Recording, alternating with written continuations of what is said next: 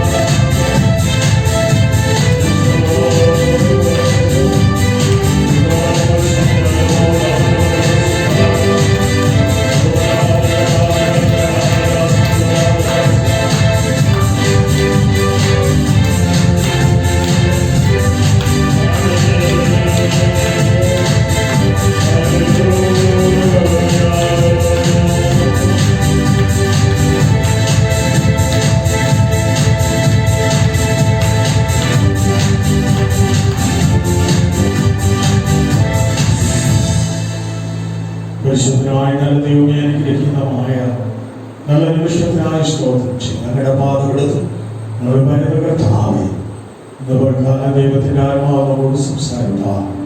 ദൈവം അവിടുന്ന് കേൾക്കണമേ എന്ന് ഞങ്ങൾ പ്രാർത്ഥിക്കുന്നു. യേശുവിൻ നാമത്തിൽ തന്നെ. ഇന്ന് പിൽക്കാലം ചിന്തയ്ക്കായി തിരഞ്ഞെടുത്ത തിരുവചന ഭാഗം സങ്കീർത്തനങ്ങളുടെ പുസ്തകം 17-ാം അധ്യായം 6-ാമത്തെ വാക്യം. സങ്കീർത്തനങ്ങളുടെ പുസ്തകം 17-ാം അധ്യായം 6-ാം വാക്യം. ദൈവമേ, ഞാൻ നിന്നോട് അപേക്ഷിച്ചിരിക്കുന്നു, നീ എനിക്ക് ഉത്തരം അരുളുമല്ലോ. നിന്റെ ചെവി എങ്കിലേക്ക് ചായ്ച്ച് എന്റെ അപേക്ഷ കേൾക്കണമേ.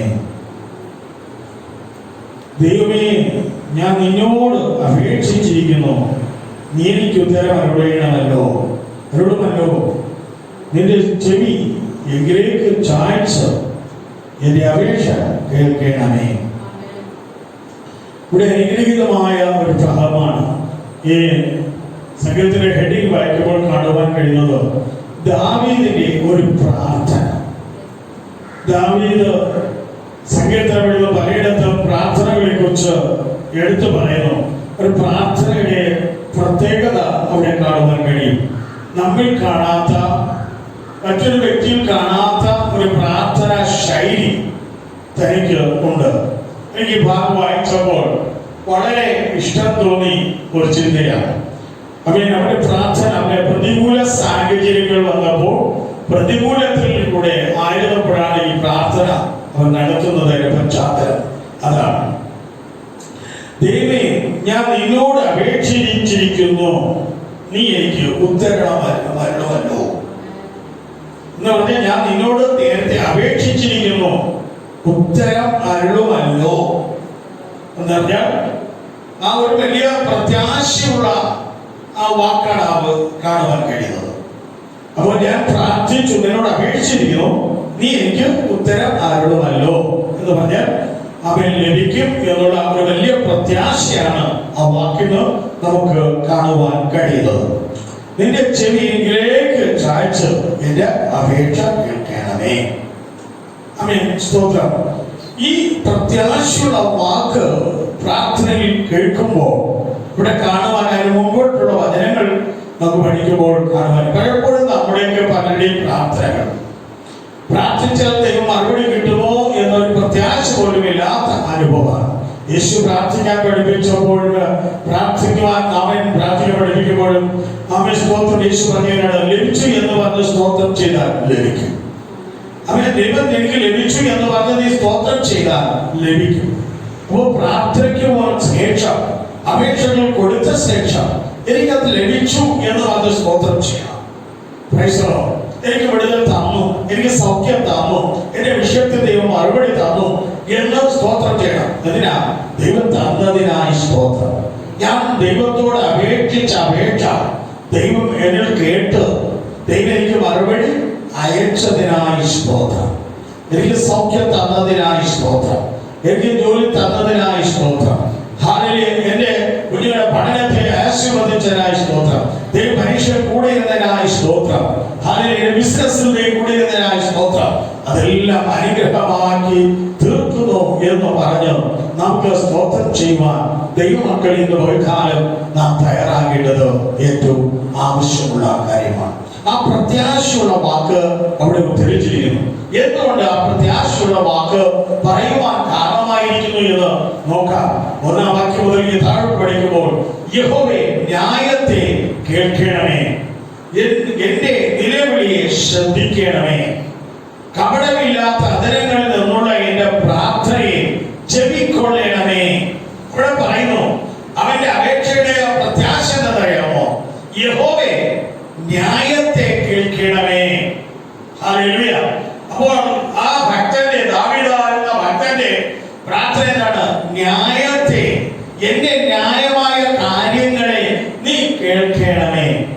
നമുക്ക് ന്യായമായത് തരാൻ കഴിവുള്ള ദൈവമാണ്. ന്യായത്തെ ഇഷ്ടപ്പെടുന്നതാണ്, നീതി ഇഷ്ടപ്പെടുന്നവനാണ് നമ്മുടെ ദൈവം. Praise the Lord. അപ്പോ നമ്മുടെ ഓരോ അപേക്ഷകളിൽ എന്താണ്? ന്യായത്തെ ദൈവസ്ഥേനയിൽ കൊണ്ടുപോകാം. നമ്മുടെ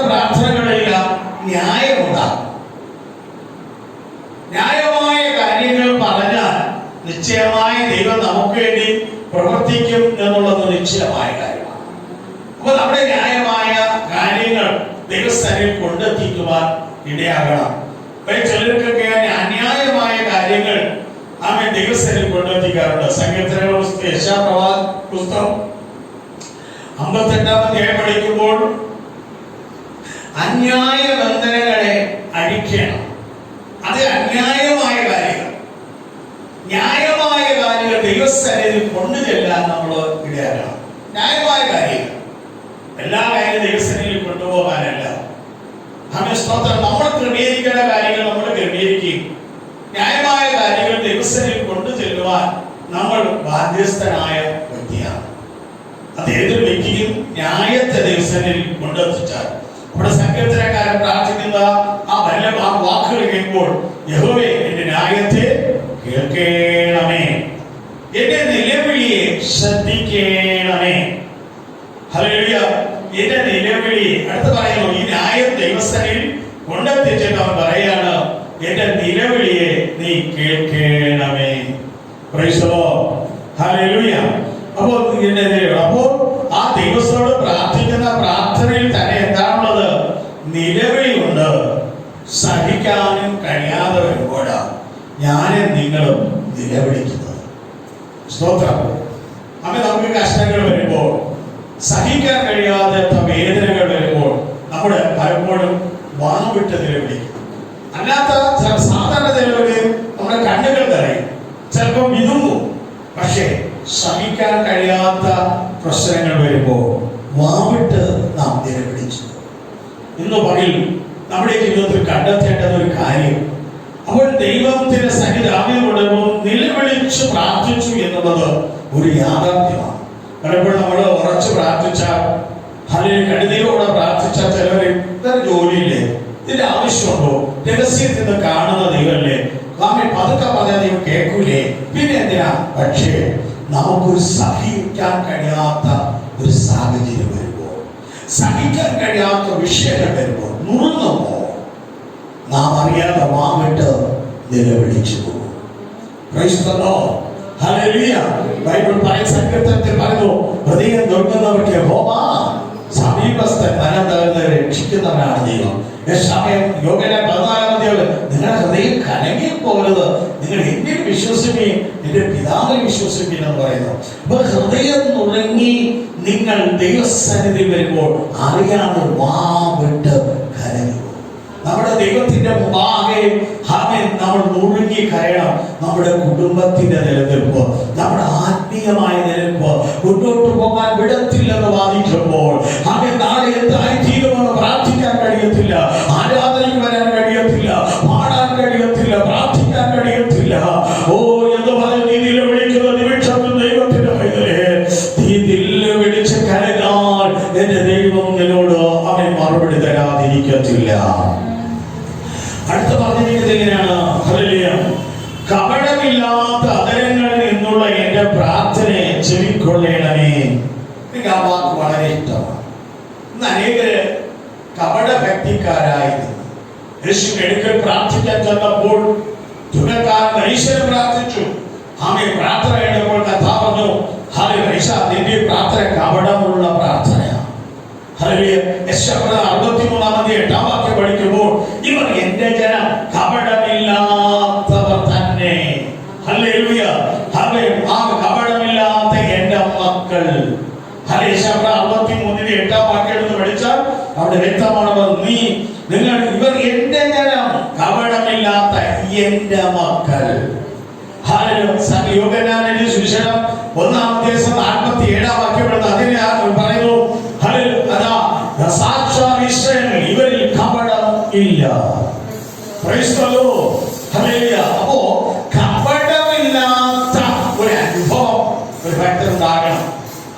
ആദ്യം പറഞ്ഞത് എങ്ങനെയാണ്? ദൈവമേ, എന്റെ ഞാനോട് അപേക്ഷിച്ചിരിക്കുന്നു, എന്റെ പ്രാർത്ഥന കേൾക്കുമല്ലോ എന്നാണ് ചോദിച്ചത്. അപ്പൊ അതിന് കാരണമുണ്ട്. അവന്റെ ആധരങ്ങൾ എങ്ങനെയുള്ളതെന്ന്, അവൻ പ്രാർത്ഥന വിഷയം ന്യായമായ വിഷയം. അവൻ എന്റെ ന്യായത്തെ നീ കേൾക്കണം. നമ്മൾ ശ്രദ്ധിക്കുക. രണ്ടാമത് അവൻ പറയുന്നു, ഹല്ലേലൂയ, ഞാൻ നിന്നോട് നിലവിളിക്കുന്നു. 3, കപടമില്ലാത്ത അധരങ്ങൾ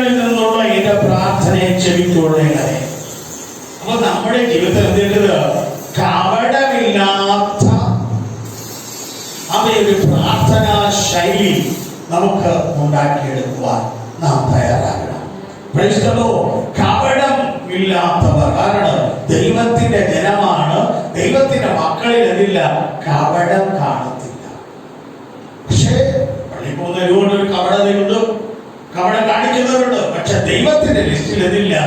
അവർ അവരുടെ മക്കളെന്ന് കാണത്തില്ല. അതുകൊണ്ട് അവരുടെ പ്രാർത്ഥന ദൈവം ചെയ്തില്ല, കേൾക്കത്തില്ല. അവരുടെ ആവശ്യങ്ങളിൽ ദൈവം ഇറങ്ങിച്ചെല്ലത്തില്ല. നമ്മളിൽ കപടമില്ലാത്ത പ്രാർത്ഥനയായിരിക്കണം. ഹല്ലേലൂയ.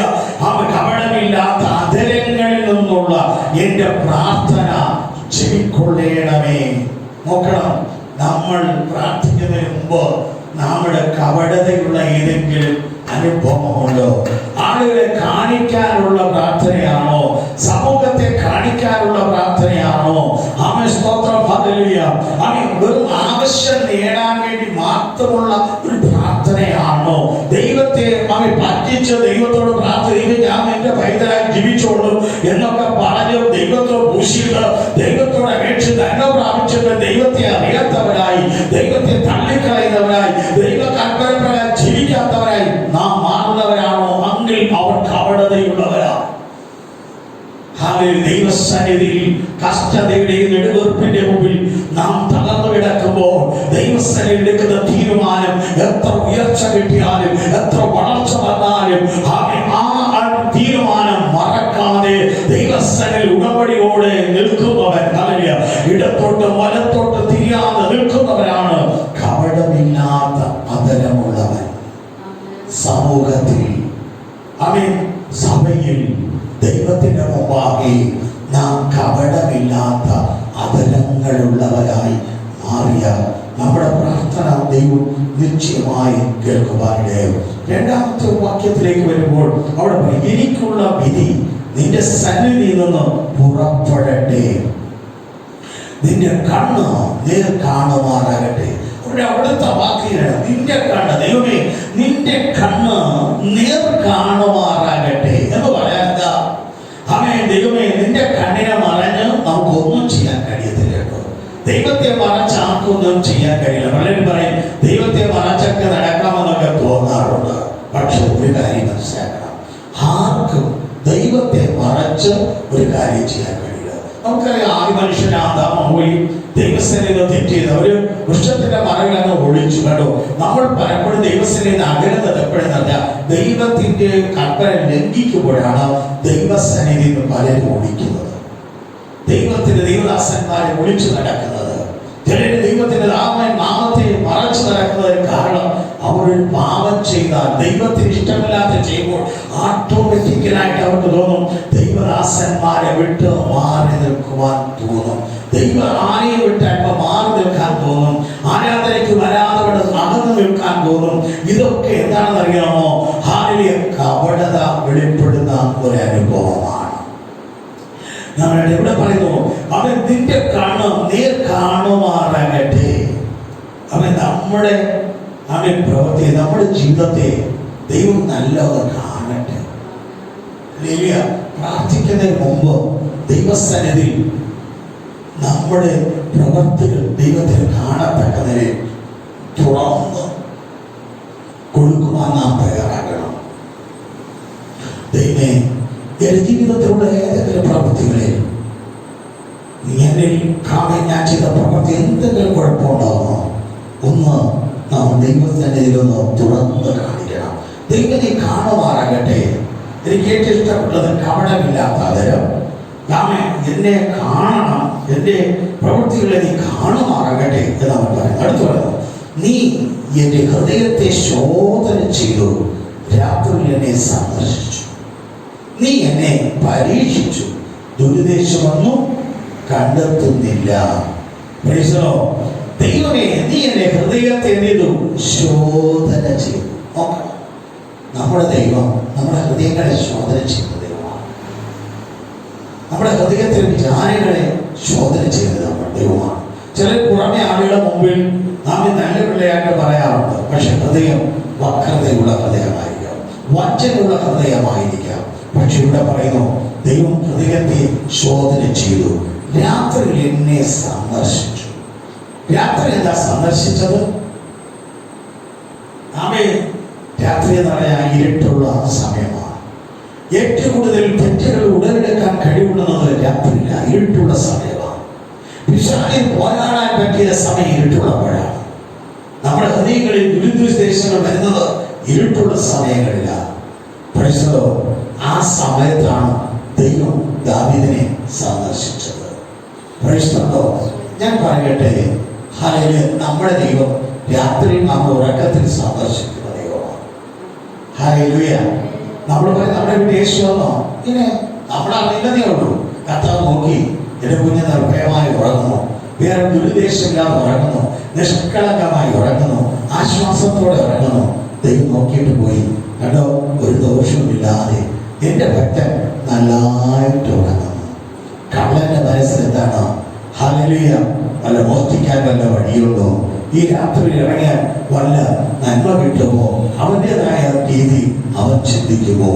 ഒരു ഭക്തൻ നിർഭയമായി ഉറങ്ങുമ്പോൾ ദൈവം നോക്കിയിട്ട് പറയും, എന്റെ കുഞ്ഞെ നീ ഉറങ്ങിക്കോ, നീ ഉറങ്ങിക്കോ എന്ന് ദൈവം ശാന്തമായി നമ്മെ ആശ്വസിപ്പിച്ച് നിർഭയമായി ഉറക്കി കിടത്തിയിട്ട് താൻ പോകാറുണ്ട്. പക്ഷേ ഇവിടെ പറയുന്നു, അവൻ രാത്രിയിൽ എന്നെ സന്ദർശിച്ചു, നീ എന്നെ പരീക്ഷിച്ചു, ദുരുദ്ദേശമൊന്നും കണ്ടെത്തുന്നില്ല. രാത്രിയിൽ എന്നെ പരീക്ഷിച്ചു, ദുരുദ്ദേശമൊന്നും കണ്ടെത്തുന്നില്ല. നോക്കണം, ദൈവം രാത്രിയിൽ നമ്മെ പരീക്ഷിക്കാറുണ്ട്. നിങ്ങളിൽ ദുരുദ്ദേശമല്ലോ വെളിപ്പെടുന്നോ എന്ന് ദൈവം പരീക്ഷിച്ചു നോക്കി. ദാവീദിനെ ദൈവം പരീക്ഷിച്ചു നോക്കി. വല്ല പാപവും ജനിക്കുന്നുണ്ടോ, രാത്രിയിൽ ദുർദ്ദേശങ്ങൾ ഉടലെടുക്കുമോ എന്ന് നോക്കി, അസൂയപ്പെടുന്നോ എന്ന് നോക്കി, അടുത്ത വീട്ടിൽ അടക്കുമോ എന്ന് നോക്കി, അടുത്തവരെ വിധിക്കുന്നോ എന്ന് നോക്കി, അവരുടെ നന്മയെ കുറിച്ച് അവൻ വല്ലതും പുലർത്തുന്നോ എന്ന് നോക്കി, അവനെ പരീക്ഷിച്ചു നോക്കി. ദുരുദ്ദേശമൊന്നും കണ്ടെത്തുന്നില്ല. നമ്മൾ നോക്കണം, അടുത്തവരെയല്ല നമ്മൾ നോക്കേണ്ടത്, നാം നോക്കേണ്ടത് ദൈവത്തെയാണ്. അടുത്തവർക്ക് എന്ത് നന്മകൾ ലഭിക്കട്ടെ, പക്ഷേ ഒരു കാര്യം, അതെനിക്കൊരു വിഷയമേ അല്ല. ദുരുദ്ദേശമൊന്നും കണ്ടെത്തിയില്ല. ഹല്ലേലൂയ. ഇന്ന് രാത്രികാലം നമ്മുടെ ജീവിതത്തിൽ ദൈവം പരീക്ഷിച്ചു നോക്കുമ്പോൾ, രാത്രി സന്ദർശിച്ചു നോക്കുമ്പോൾ നമ്മുടെ ഹൃദയത്തിൽ ഒരു ദുരുദ്ദേശം കാണരുത്. ഹല്ലേലൂയ. ദുരുദ്ദേശത്തോടെ രാവിലെ എഴുന്നേറ്റപ്പോൾ പ്രാർത്ഥിച്ചാൽ ദൈവം എങ്ങനെ കേൾക്കാനിടയാകും. നമ്മുടെ പ്രാർത്ഥന ദൈവം കേൾക്കണമെങ്കിൽ നമ്മുടെ ഹൃദയത്തിൽ ഒരു ദുരുദ്ദേശവും കാണാൻ പാടില്ല. അല്ലെങ്കിൽ ദൈവത്തെ പറ്റിക്കുന്ന ഒരു ചിന്തയും പാടില്ല. ഇന്ന് ഞാൻ അനേക ക്രിസ്ത്യാനികളെ കണ്ടിട്ടുണ്ട്, വളരെ വേദനയോട് ദൈവത്തോട് പ്രാർത്ഥിക്കാൻ ആവശ്യപ്പെടാറുണ്ട്. വിടുതൽ കിട്ടുമ്പോൾ മുതലേ പറയും, പക്ഷെ ഞാൻ ജീവിക്കുന്ന ആളെല്ലാം കർത്താവിന് വേണ്ടി, എന്തുകൊണ്ടാണ് ഞാൻ ഈ സമയം വിട്ടുപോകത്തില്ല, ഞാൻ അങ്ങനെ ചെയ്യുന്നു. പക്ഷെ കുറെ നന്മകളും അനുഗ്രഹങ്ങൾ കിട്ടുമ്പോൾ സ്വയം ജഡം അങ്ങോട്ട് എഴുന്നേൽക്കും, ദുരുദ്ദേശങ്ങൾ എഴുന്നേൽക്കും. ഇതിനേക്കാൾ വലിയവനാകാൻ, ഇനി കാശുണ്ടാക്കാൻ, ഇനി വല്ല അപ്പുറത്ത് പോയാൽ വല്ല പുതിയ ആനുകൂല്യങ്ങൾ കിട്ടുമോ എന്ന് നോക്കാൻ, അങ്ങനെ ചിന്തകൾ കൊടുത്ത് സാധാരണ ചെയ്തു അവർ ദൈവസ്ഥനിതാക്കി ആ വിപാതാളത്തിലേക്ക് കൊണ്ടുപോകും. നരകത്തിലേക്ക് അവന്റെ ലക്ഷ്യം. ബൈബിൾ പറയുന്നത് ഇങ്ങനെയാണ്, ഒരുവരെയും സ്വർഗത്തിൽ പോകുന്നത് പിശാചിന് ഇഷ്ടമല്ല. ഈ ഭൂമിയിൽ എത്ര സമ്പത്തുണ്ടാകട്ടെ, ബൈബിൾ പറയുന്നു, ധനവാൻ സ്വർഗത്തിൽ കിടക്കുന്നതിനേക്കാൾ ഒട്ടക സൂചിക്കുടയിലൂടെ അകത്തൂടെ കിടക്കുന്നതാണ് എന്ന് പറഞ്ഞാൽ ധനം കാലക്കടിയാൽ അഹങ്കാരം വരും. നിങ്ങൾക്കറിയാം, ഇന്നലത്തേക്ക് പത്രങ്ങളിൽ വാർത്തകൾ കേട്ടറിയാം, ഒരു റേഡിയോയിലുള്ള ഒരു പയ്യൻ 23-24 വയസ്സുള്ളൂ, ആ സ്വർണ്ണക്കടത്തിൽ അവൻ വിളിക്കപ്പെട്ടവനെ. ആ വാർത്തകൾ കേൾക്കുന്നവരാ, പത്രം വായിക്കുന്നവരാണ് എനിക്ക് നേടിയിരിക്കുന്നത്. അവൻ വളരെ ദാരിദ്ര്യത്തിൽ കഴിഞ്ഞ ഒരു ചെറുക്കനാണ്. പക്ഷെ അവൻ ആരും പലരുമായി ബന്ധപ്പെട്ട് തെറ്റായ വഴികളിലൂടെ കടന്നുപോയി കള്ളപ്പണങ്ങൾ ഉണ്ടാക്കി കോടീശ്വരനാകാൻ അവൻ ആഗ്രഹിച്ചു. ഇങ്ങനെ ഉണ്ടാകുന്ന ഒരു മനുഷ്യൻ സ്വർഗത്തിൽ പോകുമെന്ന് എന്താണ് ഉറപ്പ്? ബൈബിൾ വചനാടിസ്ഥാനം നോക്കിയാൽ സമ്പത്തെല്ലാവർക്കും കാണും, ധനം ധാരാളം കാണും, വരുമാനങ്ങളൊക്കെ കാണും. പക്ഷേ അവനൊരു കുറവുണ്ടാവും, അവൻ നിത്യത കാണത്തില്ല. ഹല്ലേലൂയ. നമ്മളുടെ വീട്ടിലാണ് വേല ചെയ്ത് കഠിനാധ്വാനം ചെയ്ത് വേർതിരിച്ച് ഉപജീവനം നടത്തി, കുടുംബത്തെ പോറ്റി, മാതൃകൂടെ ജീവിച്ച്, ദൈവഭയത്തിൽ വളർത്തി, മക്കളെയും മാതാപിതാക്കളും ദൈവസ്നേഹത്തിൽ നിലനിന്നാൽ ഒരു കാര്യം നിങ്ങൾ ഓർക്കണം, ഇന്ന് നമ്മൾ കഷ്ടപ്പെട്ടാണ് ജീവിച്ചാലും നാളെ നമ്മുടെ ജീവിതം സ്വർഗീയമായ ഒരു അനുഭവം ദൈവം. അതിന് ദൃഷ്ടാന്തമാണ് യേശു കർത്താവ് പറഞ്ഞത്. ഒരു ധനവാൻ ഒരു രാഷ്ട്ര കഥ പറഞ്ഞത്. സുഖിച്ച് ഈ ലോകത്തിൽ ജീവിക്കും, പക്ഷേ സ്വർഗത്തിൽ അത് കാണത്തില്ല. ഇവിടെ കഷ്ടപ്പെട്ട് ജീവിക്കും, ദാരിദ്ര്യത്തോടെ ജീവിക്കും, രോഗത്തോടെ ചിലപ്പോൾ ജീവിക്കും. പക്ഷേ ഞാൻ ഇതൊക്കെ കാര്യം പറയട്ടെ, അവൻ ദൈവമേ ഇന്നത്തെ ആവശ്യമുള്ള വിശപ്പിനോട് രാവിലെ ചോദിക്കും, രാവിലെയുള്ള ആഹാരത്തിലുള്ള ഒരു പണി തരണമേത. അത് കിട്ടിയിട്ട് അവൻ അടുത്ത് പ്രാർത്ഥിക്കും, കർത്താവേ ഉച്ചയ്ക്ക് കഴിക്കാനുള്ള ആഹാരത്തിന്റെ വഴി നീ എനിക്ക് തരണമേന്ന്. അവൻ ഉച്ചയ്ക്കുള്ള ആഹാരം ലഭിക്കുമ്പോൾ അവൻ പറയും രാത്രിക്കുള്ള വഴി തരണമേന്ന് പ്രാർത്ഥിക്കും. അവൻ രാത്രിയുള്ള ആവശ്യങ്ങൾ അവൻ പ്രാർത്ഥിക്കുമ്പോൾ ദൈവം രാത്രിയുള്ള ആഹാരത്തിലുള്ള കൊടുക്കും. അടുത്തവൻ രാത്രി സുഖമായ നിദ്രയ്ക്കായി പ്രാർത്ഥിക്കുമ്പോൾ അവന് സുഖമായ നിദ്ര ദൈവം നൽകും. അടുത്ത പ്രഭാതത്തിൽ വീണ്ടും ചോദിക്കുന്ന കർത്താവേ ഇന്നത്തെ ആവശ്യമുള്ള ആഹാരത്തിലുള്ള വഴി നീ തരണം. ഞാൻ പറയട്ടെ പ്രിയ സഹോദര സഹോദരി, അവനെപ്പോഴും ദൈവത്തോട് പ്രാർത്ഥിക്കാൻ ഒരു വഴിയുള്ളൂ. എനിക്ക് ദൈവമേ അന്നന്ന് നിന്നോട് കരയാൻ മാത്രമേ, നിന്നോട് പ്രാർത്ഥിച്ചാൽ മാത്രമേ എന്റെ കുടുംബം നടത്താൻ കഴിയത്തുള്ളൂ. നോക്കുക, ധനവാൻ പ്രാർത്ഥിക്കാൻ സമയമില്ല, പക്ഷെ പാവപ്പെട്ടവൻ പ്രാർത്ഥിക്കാൻ സമയമുണ്ട്. അവന് ദൈവത്തോട് പറയാൻ സമയമുണ്ട്. ഒന്ന് നോക്കണം, നിങ്ങൾ വിചാരിക്കും ഞാനാണ് ദരിദ്രനാണ്, എനിക്കൊന്നുമില്ല എന്ന് നിങ്ങൾക്ക് തോന്നും. ദൈവം നിങ്ങളെ വിശ്വാസത്തിൽ സമ്പന്നനാക്കി നിങ്ങളെ മാറ്റിയിട്ടുണ്ട്. ഹല്ലേലൂയ. നമ്മൾ അതുപോലെ പ്രാർത്ഥിക്കാൻ നമ്മുടെ മക്കളെ പഠിപ്പിക്കണം. ദൈവഭയത്തിൽ വളരാൻ നമ്മുടെ മക്കളെ പഠിപ്പിക്കണം. ക്രിസ്തു നമ്മോട് കൂടെ ഉണ്ടെങ്കിൽ നമ്മൾ ഒരിക്കലും പരാജയപ്പെടത്തില്ല. ക്രിസ്തുവിനെ നമ്മുടെ മക്കൾക്ക് കൊടുത്തിട്ടുണ്ടെങ്കിൽ നമ്മുടെ മക്കൾ പോയി തോറ്റുപോകത്തില്ല. ഹല്ലേലൂയ. ഞാൻ പറയട്ടെ, അതാണ് ദൈവത്തിന്റെ പ്രത്യേകത. ഇവിടെ കർത്താവിന്റെ വചനം പറയുന്നു, രാത്രി ഞാൻ എന്നെ സന്ദർശിച്ചു, എന്നെ പരീക്ഷിച്ചു, ദുരുദ്ദേശമൊന്നും കണ്ടെത്തിയതേയില്ല. ഹല്ലേലൂയ. കർത്താവായ യേശു പ്രാർത്ഥിക്കാൻ പഠിപ്പിച്ചത് ഇടവിടാതെ പ്രാർത്ഥിക്കുക, എപ്പോഴും പ്രാർത്ഥിക്കുക. നോക്കണം, പ്രാർത്ഥിക്കാൻ കർത്താവ് പഠിപ്പിച്ചത് എപ്പോഴും പ്രാർത്ഥിക്കുക. എപ്പോഴും പ്രാർത്ഥിക്കണമെങ്കിൽ കുറെ കഷ്ടപ്പാടൊക്കെ വേണം. അപ്പൊ ദാരിദ്ര്യങ്ങളാവും, പരമ്പര നമ്മൾ കൂടുതൽ ദൈവത്തോട് വിളിക്കും. രോഗങ്ങൾ വന്നാൽ ദൈവത്തോട് നിലവിളിക്കും. പോരാട്ടം വന്നാൽ നമ്മൾ ദൈവത്തോട് നിലവിളിക്കും. അപ്പൊ ദൈവത്തിന്റെ കൽപ്പനയാണ്, ദൈവത്തിന് ഇഷ്ടമാണ് ദൈവത്തോട് വിളിച്ച് പ്രാർത്ഥിക്കുക എന്നുള്ളത്. അതിനാണ് നമുക്കൊരു കുറച്ച് കഷ്ടം തരുന്നത്, കുറെ വേദനകൾ തരുന്നത്. ഹല്ലേലൂയ. അവയെ ദോഷത്തിനല്ല, അത് ഗുണത്തിനായിട്ട് മാറും. ഹല്ലേലൂയ. നമുക്ക് ദോഷമായിട്ടൊന്നും ദൈവത്തിൽ ചെയ്യത്തില്ല. പാട്ടൻ പാടിയതുപോലെ ദോഷമായിട്ടൊന്നും എന്റെ ദാതൻ ചെയ്യയില്ല, ദോഷമായിട്ടൊന്നും എന്റെ ദാതൻ ചെയ്യയില്ല, എന്നെ അവനടിച്ചാലും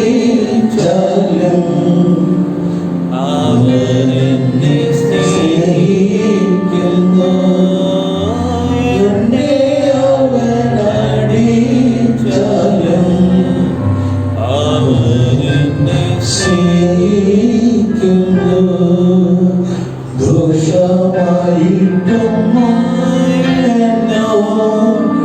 എന്നെ ദാതൻ ചെയ്യയില്ല,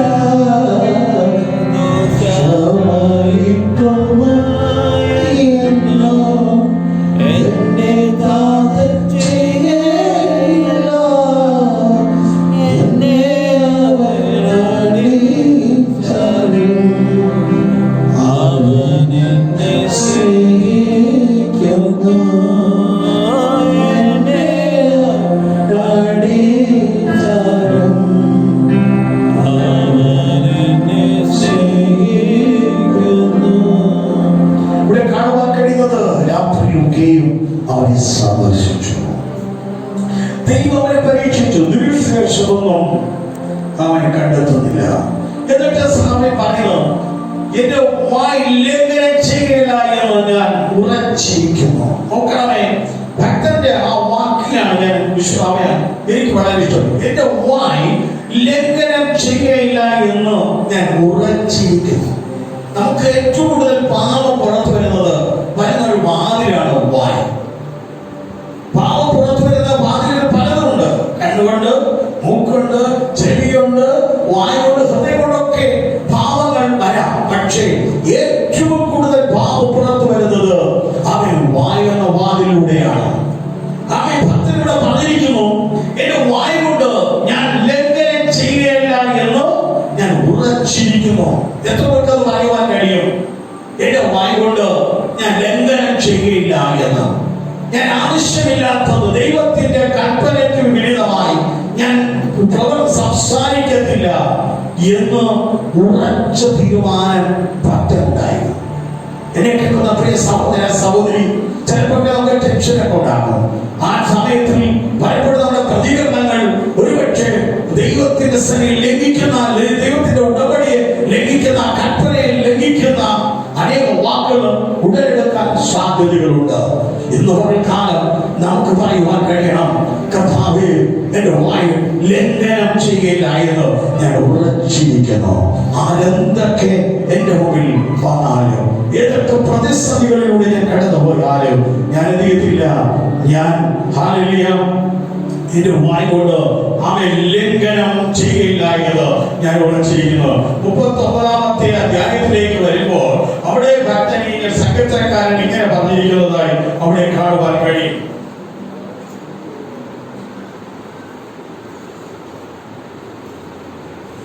39-ാം സംഘത്തിൽ 1-ാം വാക്യം പഠിക്കുമ്പോൾ അവിടെ പറയുന്നു, നാം കൊണ്ട് പാപം ചെയ്യാതിരിക്കാൻ ഞാൻ എന്റെ വഴികളെ സൂക്ഷിക്കുമെന്നും ദുഷ്ടൻ എന്റെ മുമ്പിൽ ഇരിക്കുമ്പോൾ എന്റെ വായ് കടിഞ്ഞാണിട്ട് കാക്കുമെന്നും ഞാൻ പറഞ്ഞു. ഭയങ്കരമായ ഒരു വാക്കാണ്. അവിടെ ദാവീദിന്റെ ഒരു സംഘത്തനമാണ്.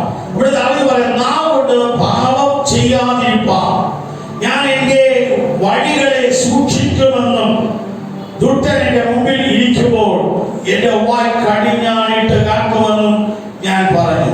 നമ്മുടെ വാക്ക് വളരെ സൂക്ഷിക്കണം.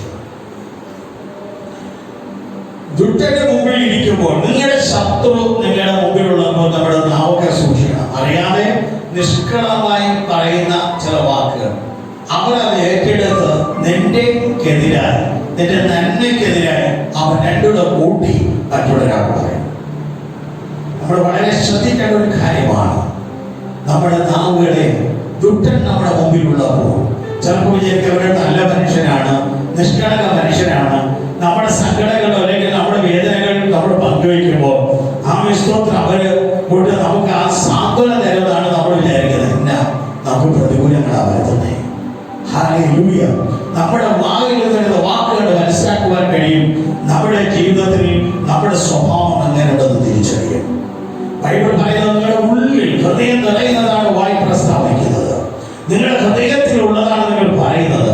അപ്പോൾ നമ്മൾ ഓർക്കണം, നമ്മുടെ വായ് കൊണ്ട് പറയുമ്പോൾ നിങ്ങളുടെ ഹൃദയത്തിലിരിക്കുന്ന ചിന്തകൾ, നിങ്ങളുടെ മനസ്സിന്റെ ഉള്ളിലിരിക്കുന്ന ഭാവങ്ങൾ അത് പുറത്തു വരുന്നു എന്ന കാര്യം നമ്മൾ മറന്നു.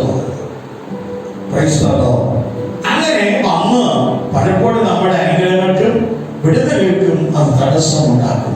അതുകൊണ്ട് വായ് നമ്മുടെ കടിഞ്ഞാണിട്ട് സൂക്ഷിക്കുവാൻ നാം തയ്യാറാക്കണം. അവിടെ ഭക്തൻ പറഞ്ഞത്, ദുഷ്ടന്റെ മുമ്പിലുള്ളപ്പോൾ ഞാൻ വായെ കടിഞ്ഞാണിട്ട് സൂക്ഷിക്കുമെന്ന് ഞാൻ ഉറച്ചിരിക്കുകയാണ്.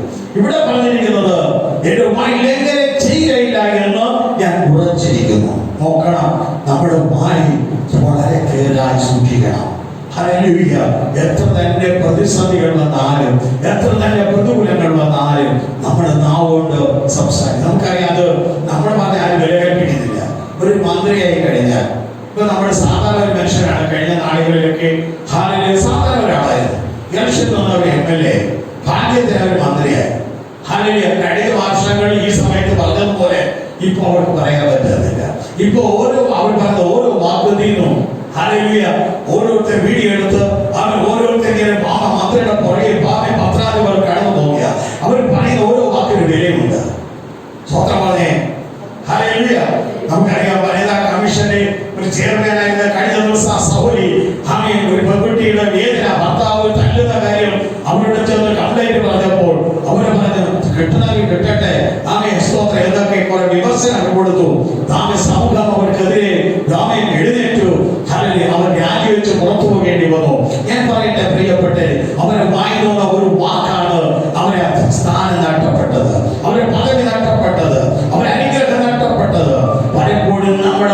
പറയുന്ന ഓരോ വാക്കുകളും നമ്മുടെ ഉയർച്ചയെ താഴേക്ക് കൊണ്ടുപോകാനിടയായി തീരും.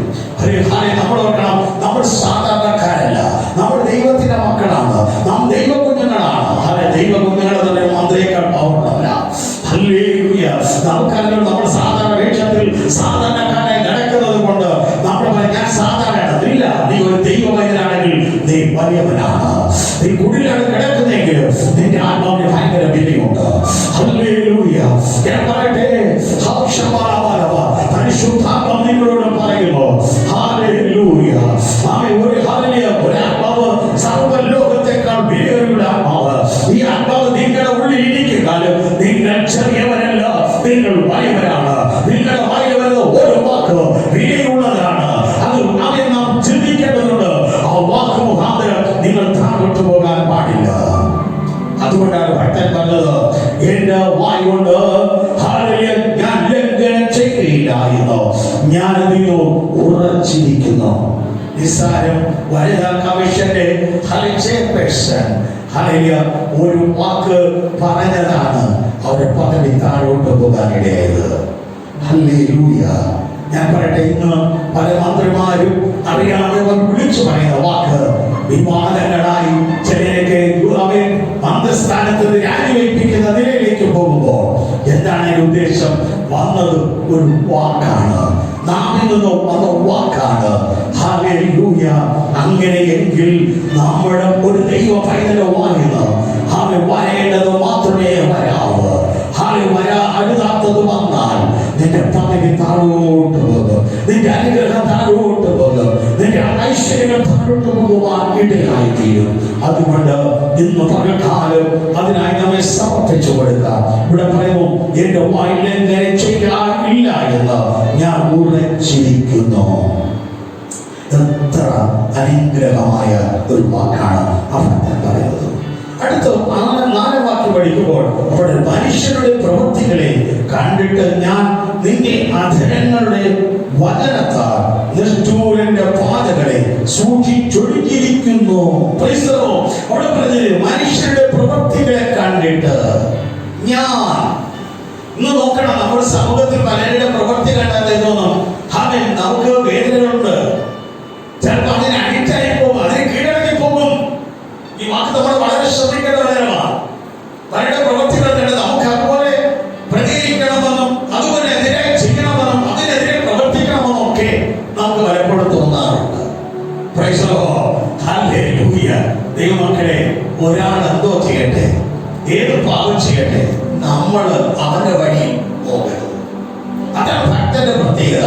ഇവിടെ പറഞ്ഞിരിക്കുന്നു, മനുഷ്യരുടെ പ്രവൃത്തികളെ കണ്ടിട്ട് ഞാൻ നിന്റെ അധരങ്ങളുടെ വചനത്താൽ നിഷ്ഠൂരന്റെ പാതകളെ സൂക്ഷിച്ചൊഴിഞ്ഞിരിക്കുന്നു.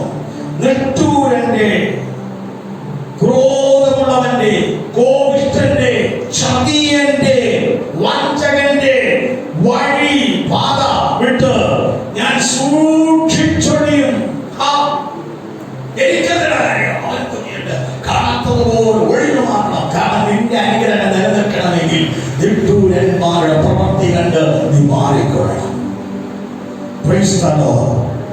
നിങ്ങളുടെ അയൽവാസികൾ, നിങ്ങളുടെ സമൂഹം, നിങ്ങൾ ജോലി ചെയ്യുന്ന സ്ഥലങ്ങളിൽ, നിങ്ങൾ പ്രവർത്തിക്കുന്ന മേഖലകളിൽ നിങ്ങളുടെ കൂടെ ജോലി ചെയ്യുന്നവരുടെ പ്രവൃത്തി കണ്ട് നിയന്ത്രിക്കരുത്. അതിന് തക്ക പ്രതികരിച്ച് ചെയ്യല്ല, അവിടെ നിയന്ത്രണം. കണ്ടിട്ട് ഞാൻ നിന്റെ അധരങ്ങളുടെ വചനത്താൽ, അവിടെ ദൈവത്തിന്റെ വചനത്താൽ, വചനത്തിന്റെ അടിസ്ഥാനത്തിൽ നീന്നു, സ്വന്തം ഇഷ്ടബുദ്ധിയല്ല, വചനത്തിന്റെ അടിസ്ഥാനത്താൽ നിഷ്ഠൂരന്മാരുടെ പാതകളെ, കോപിഷ്ഠന്മാരുടെ, ചതിയന്മാരുടെ, വഞ്ചകന്മാരുടെ, ക്രൂരന്മാരുടെ, നിഷ്ഠൂരന്മാരുടെ പാത വിട്ട് സൂക്ഷിച്ചൊഴിഞ്ഞോളണം. നിങ്ങൾക്ക് കേടുവരാതെ. വളരെ ശ്രദ്ധേയമായ ഒരു ഭാഗമാണ്. എത്ര നിങ്ങൾ മനസ്സിലാക്കുന്നു എന്ന് എനിക്കറിയത്തില്ല. പെട്ടെന്നൊരാളൊരു സംഭവം ഉണ്ടായി, നമ്മുടെ നേരെ വഴക്കിൽ വന്നിരിക്കട്ടെ. വർഷം വന്നതല്ലേ, ഞാൻ ആദ്യം നോക്കി 2 പറഞ്ഞു, കണ്ടൊരു സൗകര്യം പറഞ്ഞതുപോലെ എന്നോട് നേരിട്ട് അവരുടെ ഭാവം, അവരുടെ പക്ഷെ അവർ നല്ല ഹൃദയത്തിൽ എന്നോട് തുറന്നു പറഞ്ഞത്. എന്റെ 10 പറഞ്ഞ ഭാഷ ശരിക്കും 10 വലവൻ എനിക്ക് സഹിയിട്ട് ഞാൻ ഒന്നാണ് പറഞ്ഞു. അപ്പൊ ഞങ്ങൾ കറക്റ്റ് ദശാംശം കൊടുത്തല്ലോ. ഹല്ലേലൂയ. പ്രിയ സഹോദരങ്ങളെ, നമ്മൾ ഓർക്കണം, നമ്മൾ അവിടുന്ന് 10 പറയുന്നവരെ കേട്ടോണ്ട് നിൽക്കാൻ തോന്നുന്നതിനേക്കാൾ ദൈവമേ ശത്രുക്കളെ കാണുമ്പോൾ നമ്മൾ ഒഴിഞ്ഞു മാറി പോകാൻ കർത്താവ് പഠിപ്പിച്ചു. യേശു ശത്രുക്കളുടെ നേരെ നിവർന്നില്ല. ബൈബിൾ വാക്യമുണ്ട്, അവൻ നുഴഞ്ഞു മാറി. അവരുടെ നുഴഞ്ഞു മാറി. എന്തുകൊണ്ട്? അവൻ ദൈവത്തിനാണ്. ഒരു വാക്ക് കേൾപ്പിച്ചാൽ എല്ലാം തകരും. യേശു നുഴഞ്ഞു മാറി. നമ്മൾ പ്രതികരിക്കാൻ നിൽക്കരുത്. അവനോടുകൂടി 10 പറയുന്നവരെ നിൽക്കരുത്. 1 പറയുമ്പോൾ നമുക്ക് സ്വയം മാറുന്നു. അവന്റെ ശബ്ദം ശരിയല്ല. ദൈവമേ അവിടെ ഒഴിഞ്ഞു മാറാൻ എനിക്ക് കൃപ തരണമേ. അവിടെ നിന്ന് അവനും കേടില്ല, എനിക്കും കേടില്ല. അതെ, ഹല്ലേലൂയ. അവന്റെ വെറുപ്പ് നമ്മൾ കാണാതെ സൂക്ഷിച്ച് ഒഴിഞ്ഞു മാറി സ്ഥലം വിടുന്നത് നിന്റെ അനുഗ്രഹത്തിന് ആമേൻ ഇടയായിത്തീരും. ഹല്ലേലൂയ. ഇവിടെ ഭക്തൻ പറയുകയാണ്, കർത്താവേ മനുഷ്യരുടെ പ്രവൃത്തികളെ കണ്ടിട്ട് ഞാൻ നിന്റെ വചനങ്ങളാൽ അവൻ നിഷ്ഠൂരന്റെ പാതകളെ സൂക്ഷിച്ചൊഴിഞ്ഞിരിക്കുന്നു. നമ്മൾ ദൈവ വചനാടിസ്ഥാനത്തിൽ ഒഴിഞ്ഞു മാറാൻ പഠിക്കണം. ഇന്ന വചനത്തിന്റെ അടിസ്ഥാനത്തിൽ ഇവിടെ നിൽക്കുന്നത് ശരിയില്ല. ബൈബിൾ പറയുന്നു, പാപികളുടെ ഇടയിൽ നിൽക്കരുത് എന്നാണ് വചനം പറയുന്നത്. ഈ വചനത്തിന്റെ അടിസ്ഥാനത്തിൽ ഒരാൾ പാപം ചെയ്യുന്നത് കാണാൻ നിൽക്കണ്ട, അത് ചെയ്യാൻ വേണ്ടി നിൽക്കണ്ട, അവിടെ ഒഴിഞ്ഞു മാറി പോകുക. ഇന്ന് പകൽക്കാലം പരിഹാസം പറയുന്നവരുടെ ചെന്നിരിക്കരുത്.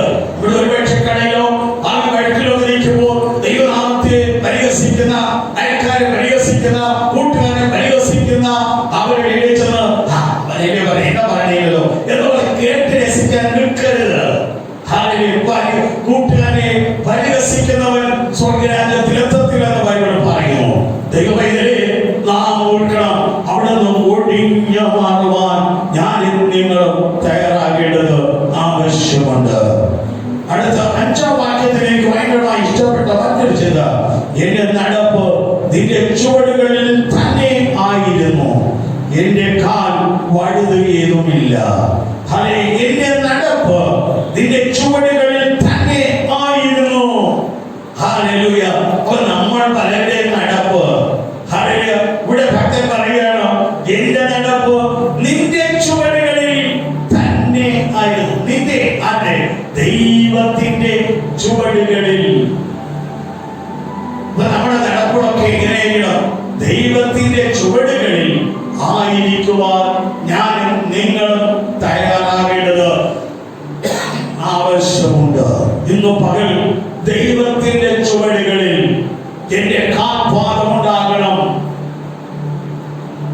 നമ്മുടെ കൂട്ടുകാരോ സുഹൃത്തുക്കളും നമുക്ക് വെള്ളം നല്ല ആത്മീയരായ കൂട്ടുകാരാവില്ലല്ലോ. സമൂഹത്തിലെ എല്ലാ സമുദായത്തിൽപ്പെട്ടവരും സമൂഹത്തിലെല്ലാം നമ്മുടെ സുഹൃത്തുക്കളാകും. പക്ഷെ ഒരു കാര്യമുണ്ട്, നമ്മുടെ അവർ വിളിക്കുമ്പോൾ എല്ലാം ഓടാനുള്ളതല്ല. നമ്മുടെ ചുവടുകൾ എപ്പോഴും ദൈവത്തിന്റെ കാൽച്ചുവടുകളായിരിക്കണം, ദൈവഹിതത്തിന്റെ ചുവടുകളായിരിക്കണം, ദൈവത്തിന് പ്രസാദമുള്ള ചുവടുകളായിരിക്കുവാൻ ഞാനും നിങ്ങളും തയ്യാറാകേണ്ടത് ഏറ്റവും ആവശ്യമാണ്. അവിടെ പറഞ്ഞു, എന്റെ നടപ്പ് നിന്റെ ചുവടുകൾ തന്നെ, എന്റെ കാൽ വഴുതുകയും വഴുതിയതുമില്ല. ദൈവത്തിന് സ്തോത്രം. എന്റെ കാൽ വഴുതിയതുമില്ല. വഴുവഴുപ്പിൽ പോയിട്ടില്ല, ചതുപ്പ് നിലത്തിൽ പോയിട്ടില്ല. സങ്കീർത്തനം 40 പഠിക്കുമ്പോൾ കുറ്റിലും കുഴഞ്ഞ ചേറ്റിൽ നിന്നും അവൻ എന്നെ കരകയറ്റി ഉറപ്പുള്ള പാറമേൽ എന്നെ നിർത്തി. ഹല്ലേലൂയ. ഇവിടെ പറയുന്നു, എന്റെ കാൽ വഴുതിയതുമില്ല. നമ്മുടെ കാലുകൾ വഴുതരുത്, ദൈവസന്നിധിയിലേക്ക് വഴുതരുത്, പാപത്തിലേക്ക് വഴുതരുത്, പിന്മാറ്റത്തിലേക്ക് വഴുതരുത്, സംശയങ്ങളിലേക്ക് വഴുതരുത്, തെറ്റിദ്ധാരണയിലേക്ക് വഴുതരുത്, ദുഃഖത്തിലേക്ക് വഴുതരുത്, നിരാശകളിലേക്ക് വഴുതരുത്, ഞെരുക്കത്തിലേക്ക് വഴുതരുത്, സാമ്പത്തികമില്ല എന്ന ചിന്തകളിലേക്ക് നിങ്ങൾ വഴുതരുത്, നിനക്ക് കഴിവില്ല എന്ന് ചിന്തിക്കുന്ന ചിന്ത തരുന്ന ആ ഭാഗത്തേക്ക് നീ വഴുതരുത്. നീ ചെറുതവനാണെന്ന് നീ കണ്ട് നീ വഴുതരുത്. കാരണം നിന്റെ ജീവിതം എപ്പോഴും സുഖകരമായി തീരുവാണ്. ഹല്ലേലൂയ. ദൈവത്തിന്റെ കൃപ നമ്മുടെ മേൽ ഇറങ്ങി വരട്ടെ എന്ന് ഞാൻ പ്രാർത്ഥിക്കുകയും ചെയ്യുന്നു. എന്നിട്ടാണ് 6-ാം വാക്യത്തിൽ അവൻ പറയുന്നത്, ദൈവമേ, ഞാൻ നിന്നോട് അപേക്ഷിച്ചിരിക്കുന്നു, നീ എനിക്ക് ഉത്തരണം അരുളുമല്ലോ. നിന്റെ ചെവി എങ്കിലേക്ക് ചായച്ച് എന്റെ അപേക്ഷ കേൾക്കണമേ.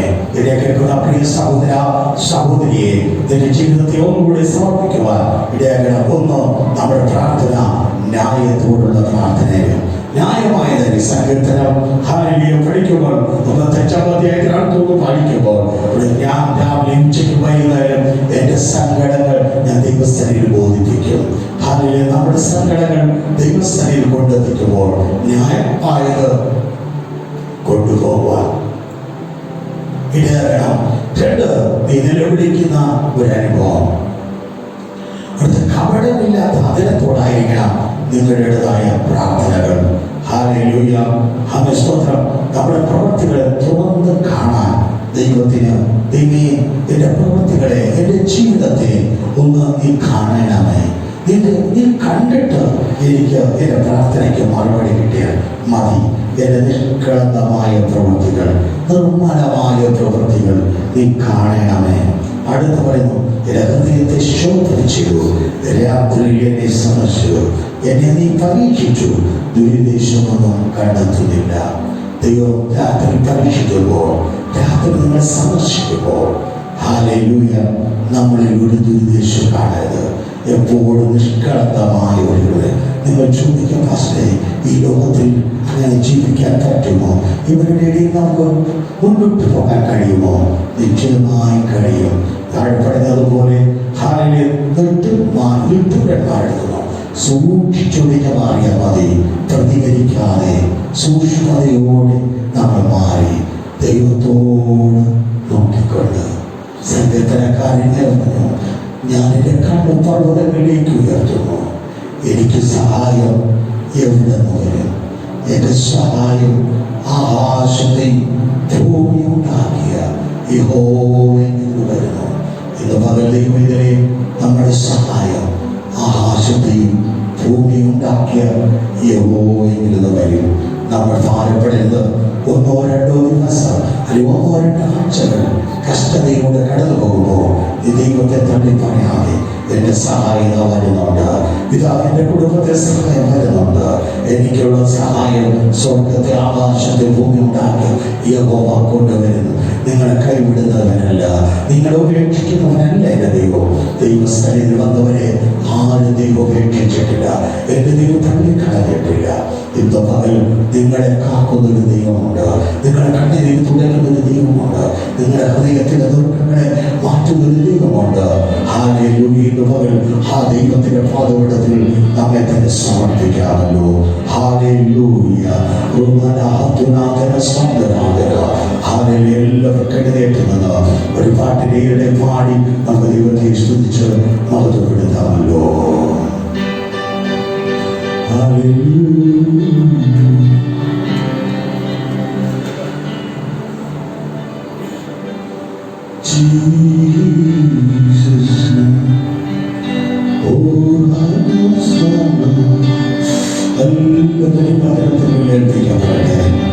സമർപ്പണമുള്ളവരായി ഈ പുനർകാലം മാറട്ടെ. തീരുമാനമുള്ളവരായി നമ്മൾ മാറട്ടെ. ഓ രാജനാസ്കരാധന, ഓ രാജനാഹാർഗുനാരസി. കർത്താവേ, ഇന്ന് പകൽ നീ എനിക്ക് തന്ന ആലോചനയ്ക്കായി സ്തോത്രം. ഈ സങ്കീർത്തനം 17-ാം അധ്യായം എൻ്റെ ഹൃദയത്തിൽ എപ്പോഴും ആഴത്തിൽ പതിയുവാൻ ആ ഭക്തന്റെ പ്രാർത്ഥന പോലെ ഞാൻ പ്രാർത്ഥിക്കുന്നവനായി തീരും. ഞാൻ പ്രാർത്ഥിക്കുന്നവനായി തീരും. ഏനോ ഇന്ന് പലക്കാലം നിങ്ങൾക്ക് തീരുമാനമുള്ളവനായി മാറട്ടെ. ഹല്ലേലൂയ, എൻ്റെ ദൈവത്താൽ അസാധ്യമായിട്ട് ഒരു കാര്യവുമില്ല. ആ ദൈവകാര്യങ്ങളിൽ നമ്മെ ഏൽപ്പിച്ചുകൊണ്ട് നമുക്ക് പാടി ദൈവത്തെ സ്തുതിച്ച് മഹത്വപ്പെടുത്തി മടങ്ങി പോകാം. അവൻ നല്ലവനായ ഒരു ദൈവമാണ്.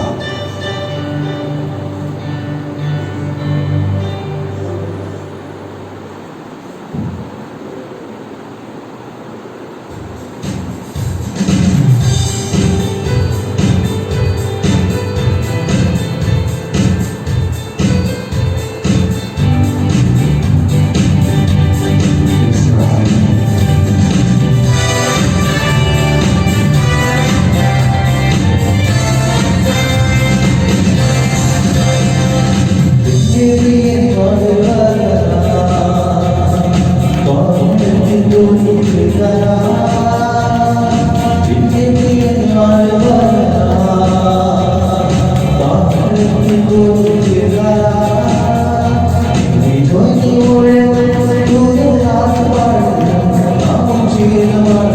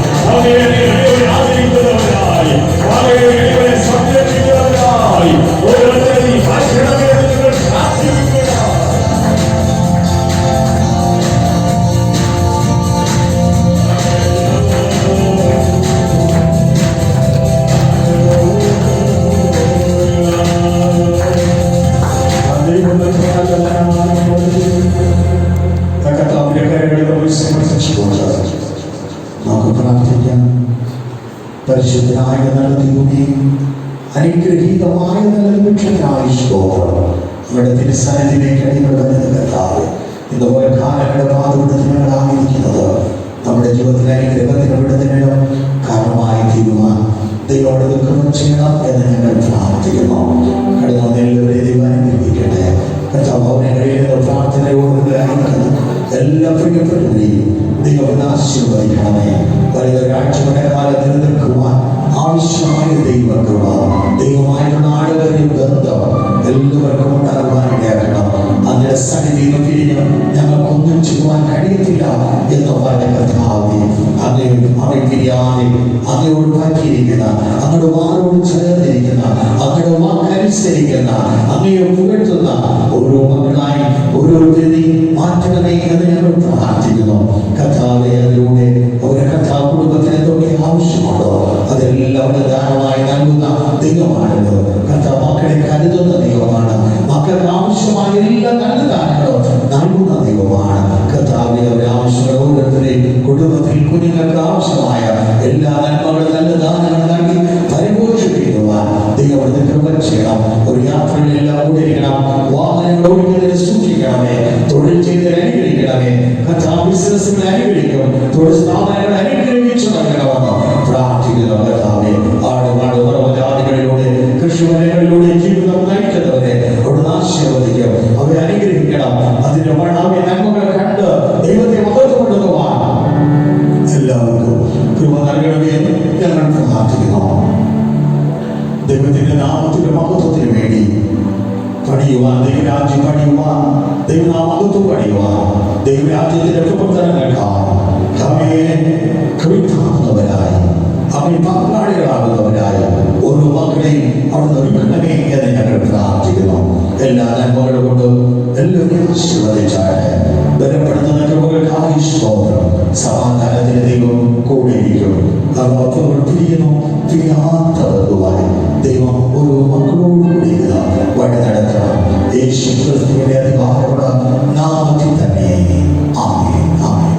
ആശീർവാദം നമ്മുടെ കർത്താവും രക്ഷിതാവായ യേശു ക്രിസ്തുവിന്റെ കൃപയും പിതാവായ ദൈവത്തിന്റെ സ്നേഹവും ആശ്വസിപ്പിച്ച് വഴി നടത്തുന്ന പരിശുദ്ധാത്മാവിന്റെ കൂട്ടാളിയും സഹവാസവും ഇതുപോലെ ദൈവത്താരവരോടും തന്റെ മക്കളോടും പ്രാർത്ഥിച്ച സഹിച്ചു ഭൂമിയിലെ വിശുദ്ധന്മാരോടും അവരുടെ കുഞ്ഞുങ്ങളുടെ ജീവിതയാത്രയോടും ഇപ്പോഴും ദൈവസദാകാരമാകട്ടെ. ആമേൻ. ദൈവത്തെ സ്തുതിക്കാമല്ലോ. ദൈവം അനുഗ്രഹിക്കട്ടെ. ഒരു സെക്കൻഡ്